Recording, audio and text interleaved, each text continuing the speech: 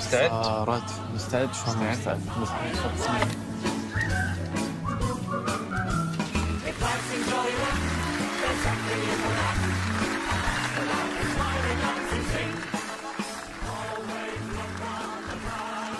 أهلا وسهلا. مساء الخير مساء النور. حبيبي. معكم عبد اللطيف غازي من الكويت، وصاحبي محمد جباري من البحرين.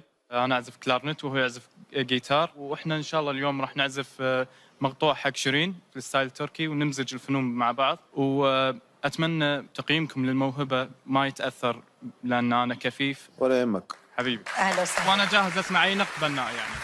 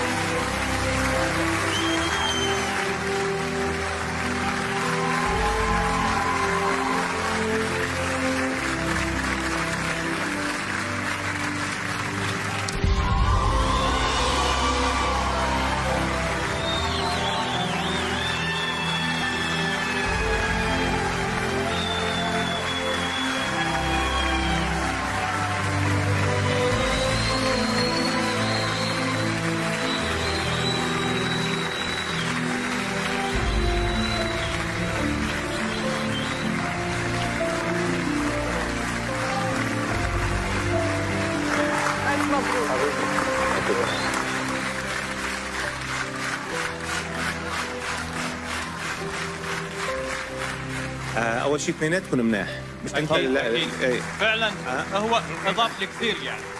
فنان لا كثير. لعب الجيتار بياخذ العقل طبعا. مكملين بعض الشباب، مكملين بعض، تكملة جميلة جدا. يخرب بيتك، أول ما عملت لو قصي ورايا ما ركضوا على هيدا الجولدن باس، لحتى الجمهور لوحده اجى وطب فوق الجولدن باس. يخرب بيتك، بدي اقول لك اياها. بدي اقولها. بين النوتة والنوتة كان عم حس مشاهد جمالية ولا شفتها بحياتي. كنت عم شوف إحساسك، كنت عم شوف جمال عزفك، كنت عم شوف رواقك الحلو اللي أخذني على سابع سما. الله يعطيك العافية. الله يعطيك العافية. يا أخي الآلة اللي بيلعب عليها، لو مش اللي بيلعب عليها بإحساس عمرك ما هتحسه. إيه الإحساس اللي أنت عزفت بيه ده؟ أنت أعتقد أنك عزفت بروحك. أنت إنسان موهوب موهوب موهوب فوق الوصف. يمكن المعاناة تبعك طلعتها كلها بالكلارنت ووسطنا كلنا، وانتم ديو الله يوفقكم ويخليكم لبعض. الله يخليك. ونشوفكم بالنهائيات. شكرا. على معك. شكرا. هالموسم بعكس التوقعات 4 بدل 3 مشتركين حصلوا على الجولدن بازر، وبكده ضمن عبد اللطيف مكانه للنصف نهائيات مع إيمان الشميطي وإيمان بيشة وفرقة موزار طيف الخيال.